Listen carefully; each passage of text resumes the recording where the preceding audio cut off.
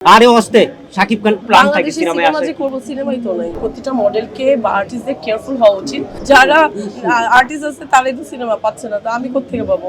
এটা হচ্ছে ফ্যাশন শোর একটা পার্ট। এই ড্রেসটা হচ্ছে আর বাই রুমা। এটা হচ্ছে যে যার ব্র্যান্ড, তার ব্র্যান্ডের নাম হচ্ছে আর বাই রুমা। তো আমি তার ড্রেস আজকে পরে এটা ফ্যাশন কিউতে হেঁটেছি। আর এটার যে ইয়ে ছিল ফ্যান্সি ফ্যান্সি ছিল এটার মেন আপনার প্রোডাক্টের।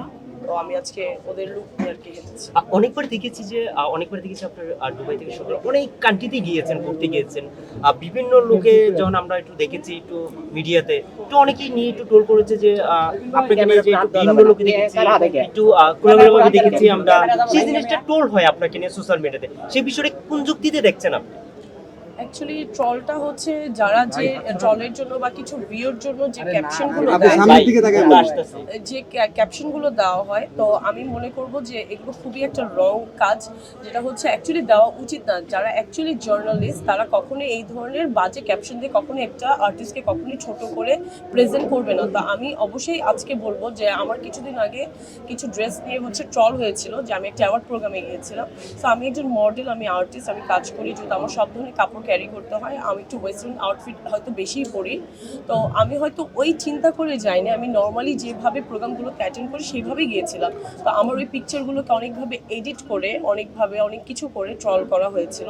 তো এটাতে কিন্তু আমার অনেক সমস্যা হয়েছিল। তো এটা আমার ইমেজটাও খারাপ হয়েছে, কারণ ওখানে অনেক ধরনের অনেক বাজে বাজে কমেন্ট করেছে মানুষজন। তো আমি বলবো যে আপনারা প্লিজ যেভাবে ইন্টারভিউ নেন সেভাবেই প্রেজেন্ট করেন, এটাকে না বাড়ায় ছাড়ায় এটাকে এডিট করে বা এটাকে কোনো ধরনের জিনিসটাকে বাজেভাবে একটা ছবিকে প্রেজেন্ট করে আপনারা প্লিজ এটাকে ট্রল করবেন না। একটা যে দেখছি যে অনেকেই বলাবলি, কারণ অনেকেই আছে মডেলরা সাহস করে কাপড় পরা ট্রাই করে, র্যাম্পে হাঁটা ট্রাই করে। হ্যাঁ, তো ওই সাহসিকতাটাকে নষ্ট করবে না।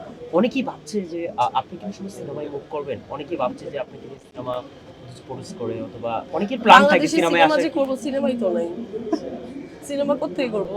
যারা আর্টিস্ট আছে তারাই তো সিনেমা পাচ্ছে না, তো আমি কোত্থেকে পাবো? আচ্ছা, আরে অস্তে শাকিব খান।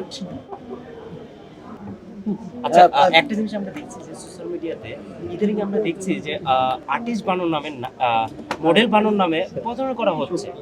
যে বিষয়টা দেখছি আমরা, কিছু ইউটিউব চ্যানেল খুলছে, খোলার পরে পরিচালক প্রযোজক দাবি করে অনেক আর্টিস্টদের হ্যারাসমেন্ট স্বীকার করছে। কি বলবেন? কোশ্চেনটা যদি আবার করেন ভালো হয়, বুঝছি। অনেকেই আমরা দেখছি যে একটা ইউটিউব চ্যানেল খুলছে, খোলার পরে 5,000 10,000 টাকায় নিয়ে মেয়েদেরকে খারাপ অফার দিচ্ছে। সে বিষয়টা নিয়ে আপনি কি বলবেন? আমি বলবো যারা এই ধরনের কাজগুলো করে, তো প্রতিটা মডেলকে বা আর্টিস্টদের কেয়ারফুল হওয়া উচিত, যে কোন এজেন্সি বা কোন হাউসের কাজ করতে যাচ্ছে তা ভালো করে জেনে যাচাই করে, ইভেন হচ্ছে আশেপাশে মানুষের সাথে কথা বলে দেন এই কাজগুলো করা উচিত। কারণ ফ্রড অনেকেই আছে, ফ্রড অনেক এজেন্সি আছে। তো ওদের কথায় না পড়ে আপনার আশেপাশে যারা পরিচিত মানুষ আছে তাদের সাথে কথা বলে দেন কাজে যাওয়া উচিত।